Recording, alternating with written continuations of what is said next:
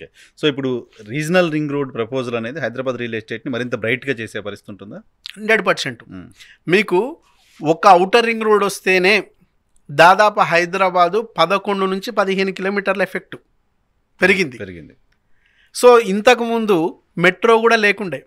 So ఇప్పుడు metro కూడా రావడం, ఈ మెట్రో సరిపోదని చెప్పేసి రింగ్ రోడ్ చుట్టూ రింగ్ రైలు అంటే ఇప్పుడు రీసెంట్గా మన కేంద్ర మినిస్టర్ ఎవరైతే కిషన్ రెడ్డి ఉన్నాడో, రింగ్ రోడ్ చుట్టూ కాదు, వచ్చే రీజనల్ రింగ్ రోడ్ ఏదైతే ఉందో త్రిబుల్ ఆరు చుట్టూ కూడా రింగ్ రైలును తీసుకొస్తే ఇంకా బాగుంటుందని ఆలోచన చేశారు. దానికి సంబంధించిన ప్రతిపాదనలు కూడా రూపొందుతున్నాయి. సో దీనికి అంతేకాకుండా పెరుగుతున్న ఏదైతే హైదరాబాదుకు పెరుగుతున్న వలసల తాకిడి ఏదైతే ఉందో, పర్ డే దాదాపు 5,000 నుంచి 6,000 మంది హైదరాబాద్కు బతకడానికి వస్తారు, కొత్త కుటుంబాలు పర్ డే. ఎస్. సో ఇదే కాకుండా పర్మనెంట్గా హైదరాబాద్లోనే ఉంటాం, మాకు హైదరాబాద్ తప్ప ఇంకేది వద్దు, మా సొంతూరు కూడా వద్దు అనుకొని అడ్రస్లు, ఆధార్ కార్డు అడ్రస్లు ఏవైతే ఉన్నావో పర్ డే 350 నుంచి 400 ఆధార్ కార్డులు పర్మనెంట్గా మారుతున్నాయి హైదరాబాద్కు. సో అంటే హైదరాబాద్కు వచ్చిన వాళ్ళు తిరిగిపోయే వాళ్ళు చాలా చాలా తక్కువ. ఒకప్పుడు ఉండేది, మనం హైదరాబాద్కి వచ్చిన హైదరాబాద్లో 4 డబ్బులు సంపాదించుకోవాలి, తిరిగి ఊరెళ్ళాలనే కాన్సెప్ట్ ఒకప్పుడు ఉంది. ఇప్పుడు అట్లా లేదు, మనం వచ్చామంటే హైదరాబాద్లోనే ఉంటాం. అందుకు నిదర్శనం అట్లా ఫీల్ అయిన వాళ్ళే ఈరోజు హైదరాబాద్ శివారు ప్రాంతాలు అన్ని చోట్ల కూడా ప్లాట్లు తీసుకుంటున్నారు. ఇంతకుముందు పోతాం అనుకున్న వాళ్ళు సొంత ఊర్లో పోయి ఎకరా తీసుకుంటోళ్ళు ఇప్పుడు అట్లా తీసుకునే వాళ్ళ సంఖ్య తగ్గింది బాగా. మనం హైదరాబాద్లో ఉన్నా లేకపోయినా మన పిల్లలు భవిష్యత్తులో ఏడుంటారు, హైదరాబాదే ఉండాలి కదా. మరి హైదరాబాద్లోనే మన పిల్లలు ఉన్నప్పుడు మనం పోయి మన ఊర్లో ఎకరానో, పావు ఎకరానో, అర్ధ ఎకరానో తీసుకుంటే వాళ్ళు ఈడ ఉన్నప్పుడు మనం అమ్మే ఎకరా కూడా ఈడ 100 గజాల ప్లాట్ రాదు. ఎందుకంటే ఒకప్పుడు 2000 కంటే బిఫోర్ ఏదైతే 1996 ఆ టైంలో ఇదే కావూరు హిల్స్, ఇదే కోకాపేట, ఈ సర్కిల్లో 1 ఎకరా జస్ట్ 12,500. 96 12,500 గజం రాట్లే. ఇప్పుడు గజం కూడా కాదు, అర గజం కూడా రాదు. ఎందుకంటే గజమే 2 లక్షలైనా. ఎగ్జాక్ట్లీ. సో అప్పుడు ఎట్లాగైతే మన ఏరియాలో కూడా ఈడ 12,500 ఉన్నప్పుడు ఎకరా, మన ఊర్లలో కూడా 10,000 ఉంది. మరి ఇక్కడ 1 ఎకరా 100 కోట్లు అయితే అదే ఎకరా 1 కోటి రూపాయలు కూడా లేదు ఇప్పుడు. ఇక్కడ ఎందుకు పెరుగుతుంది, అక్కడ ఎందుకు పెరగదంటే మన ఊర్లో హైటెక్ సిటీ రాదు, మన ఊర్లో ఔటర్ రింగ్ రోడ్ రాదు, మన ఊర్లో ఫ్లైఓవర్స్ రావు, మన ఊర్లో కంపెనీలు రావు, మన ఊర్లో ఇలాంటి డెవలప్మెంట్స్ అంతా రావు. కాబట్టి ర్యాపిడ్గా గ్రోత్ ఉండదు. ఈడ ఇవన్నీ వస్తాయి కాబట్టి విపరీతమైన గ్రోత్ ఉంటుంది. అక్కడ ల్యాండ్ పైన ఓన్లీ అగ్రికల్చర్ ఇన్కమే కదా, అంతే కదా, కమర్షియల్గా పెరుగుతూ ఉంటుంది కాబట్టి. ఎగ్జాక్ట్లీ. సో అందువల్ల అప్పుడు మన పిల్లలు హైదరాబాద్లోనే ఉండాలి కాబట్టి ఇప్పుడే తీసుకుంటే అప్పటికి ఉపయోగం. ఓకే. తెలియక కొంతమంది సోషల్ స్టేటస్ కోసం ఊర్లో ఎకరా తీసుకున్నాం అంటే గ్రేట్ అనుకుంటారు. జనాలు కూడా కొందరు ఉంటారు, ఎకరా తీసుకున్నావా అనగానే వీడు పొంగిపోతాడు. ఏదైతే వాళ్ళ మెప్పుకు ఈయన పోయి ఆడ తీసుకుంటే తర్వాత వాళ్ళ పిల్లలకు ముప్పు అవుతుంది. ఈడ మెప్పు అనుకుంటాడు, అది ముప్పుగా మారినప్పుడు ఖచ్చితంగా వాళ్ళు మళ్ళీ వాళ్ళ పిల్లలు రెంట్ కొంపలో ఉండాల్సింది వస్తుంది. కాబట్టి నేను చెప్పేది ఏంటి, వాస్తవికంగా మనం తీసుకునేదే పిల్లల భవిష్యత్తు కోసం. పిల్లల భవిష్యత్తు ఏడుంటుంది అక్కడ తీసుకుంటే మీకు ఉపయోగం. సో ఇప్పుడు ఏంటి, హైదరాబాద్లో ప్లాట్ కొనాలనుకున్న వాళ్ళకు, మిడిల్ క్లాస్ వాళ్ళకు ఇల్లు కొనుక్కోవాలి, ఇల్లు ఉండాలని ప్లాట్ కొనుక్కోవడం ఒక పద్ధతి. అవును. ఇన్వెస్ట్మెంట్ కోసం ఇంకో పద్ధతి. ఇల్లు కొనుక్కోవాలనుకున్న వాళ్ళు ఎంత పెట్టవచ్చు, ఎక్కడ తీసుకుంటే బాగుంటుంది ఇప్పుడున్న పరిస్థితిలో, ఇన్వెస్ట్మెంట్ పర్పస్లో ఎక్కడ ఇన్వెస్ట్ చేయడానికి బాగుంటుంది.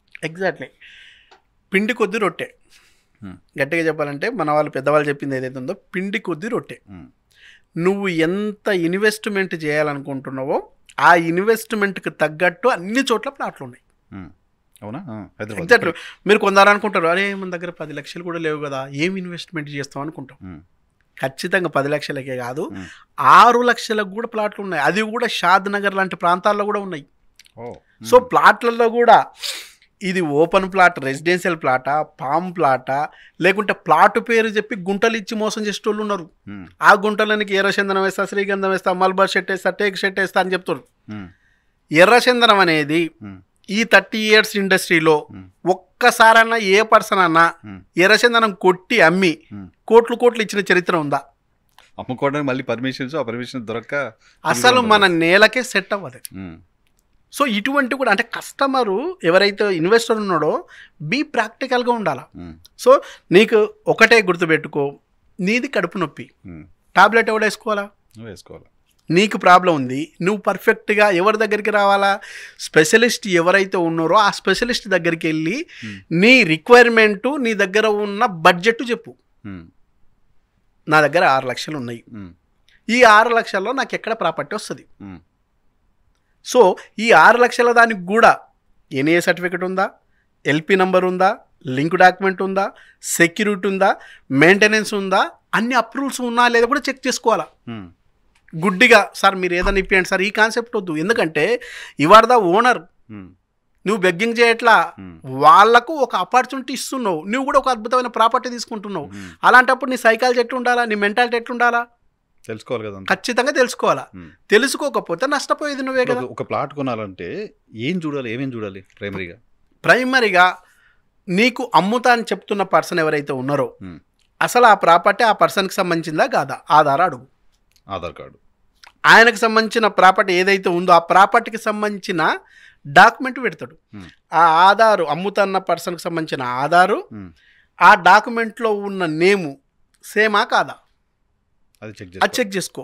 తర్వాత నీకు అమ్ముతున్న ప్రాపర్టీ కూడా అది జీపీ లేఅవుటా, డిటీసీపీ లేఅవుటా, హెచ్ఎండిఏ లేఅవుటా, మున్సిపాలిటీ లేఅవుటా, ఏ లేఅవుట్ అనేది చూసుకున్న తర్వాత కూడా దీనికి అప్రూవల్స్ ఉన్నాయో లేదో చెక్ చేసుకో. ఎలా?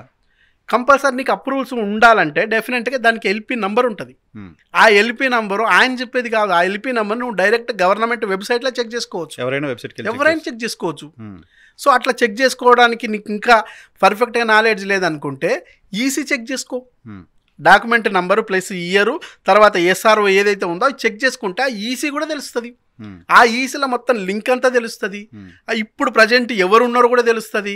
ఆ ప్రజెంట్ దాంట్లో నీకు పేరు ఉందా, ఆయన పేరు ఉందా లేదా, అమ్ముతున్న పర్సన్ పేరు ఉందా లేదా చెక్ చేసుకో. ఇవన్నీ తర్వాత కూడా 2017కి బిఫోర్ అయితేనేమో రేరా అవసరం లేదు. 2017 తర్వాత వచ్చిన దానికైతే ప్రతిదానికి రేరా ఉంటుంది. ఆ రేరా నంబర్ కూడా ఉందా లేదా చెక్ చేసుకో. రేరా అప్లై చేసి నంబర్ వేసి అమ్మేస్తున్నారు కదా, అప్రూవల్ రాకముందే. ఇవి మోసం. అంటే అది ఎట్లా తెలుస్తుంది మనకి? అది అప్లై చేసిన నంబరా లేకపోతే పర్మనెంట్ ఎరా అప్రూవల్ ఇచ్చిందా లేదా అనేది ఎట్లా తెలుస్తుంది? డెఫినెట్గా మనకు ఆల్రెడీ ఏదైతే హెచ్ఎండిఏకి సంబంధించిన వెబ్సైట్ ఉందో, హెచ్ఎండిఏకి సంబంధించిన వెబ్సైట్లో నీకు రేరా నంబర్ ఉంటుంది.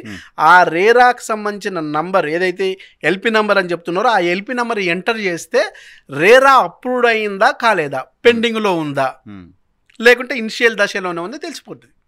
అట్లా తెలిసిన తర్వాత ముందుకెళ్ళాలి. సో పూర్తిగా వచ్చే వరకు కొనకూడదు. అది సాధ్యమైనంత వరకల్లా ఆశావాద దృక్పథంతో ఉన్నోళ్ళు మోసపోరు, అత్యాశావాద దృక్పథంతో ఉన్నోళ్ళే మోసపోతారు ఎక్కువ. ఫర్ ఎగ్జాంపుల్ ఇప్పుడు చూడండి, ప్రీ లాంచ్. ఏంటి ప్రీ లాంచ్ కూడా? ఈ ప్రీ లాంచ్ కాన్సెప్ట్ ఏంటంటే దానికి ఎలాంటి అప్రూవల్స్ లేవు, వస్తాయట. ఓకే, యాక్చువల్గా అది వస్తాయట, కానీ చెప్పేటప్పుడు ఆల్రెడీ వచ్చేసినవి అనే కాన్ఫిడెన్స్ లెవెల్లో చెప్తారు. ఓకే. సో వీళ్ళు కూడా ఎవరైతే ఇన్వెస్టర్స్ ఉన్నారో ఈ ఇన్వెస్టర్స్ కూడా ఏం ఫీల్ అవుతారో, అరే ఇంత పెద్ద కంపెనీ, హంగు హార్బాటాలు చూసే సాఫ్ట్వేర్కి సంబంధించి పెద్ద కంపెనీ ఈ రేంజ్లో ఉన్నది ఎందుకు మోసం చేస్తుంది, నన్ను ఒక్కనే మోసం చేస్తుందా? కాబట్టి ఇప్పుడు తీసుకుంటే తక్కువ రేటుకు వస్తుంది, రేపు అప్రూవల్స్ అన్నీ వచ్చిన తర్వాత తీసుకుంటే ఎక్కువ రేట్ అవుతుంది.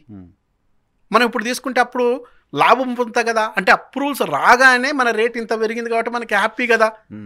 ఇంకా వీలైతే కొంతమంది సాఫ్ట్వేర్ లాంటి పీపుల్, అత్యాశ పీపుల్ ఎట్టుంటారంటే ఇప్పుడు మనకు పర్ ఎస్ఎఫ్టీ 3000, రేపు అప్రూవల్స్ వచ్చి మనకు హ్యాండ్ ఓవర్ చేసే టైంకు 8000 పర్ ఎస్ఎఫ్టీ, అంటే పర్ ఎస్ఎఫ్టీ మీద 5000 లాభం అనుకొని అప్పులు చేసి క్రెడిట్ కార్డులు గీకి ఇంకా వీలైతే సిట్టీలు వేస్తే సిట్టీలు తీసుకొని సిప్లో పెడితే సిప్ ఓపెన్ చేసి లేదా ఎఫ్డీలు ఉంటే ఎఫ్డీలు అన్నీ తీసుకొచ్చి ఇంకా వీలైతే కొంత అప్పు చేసి కూడా తీసుకున్న వాళ్ళు ఉన్నారు.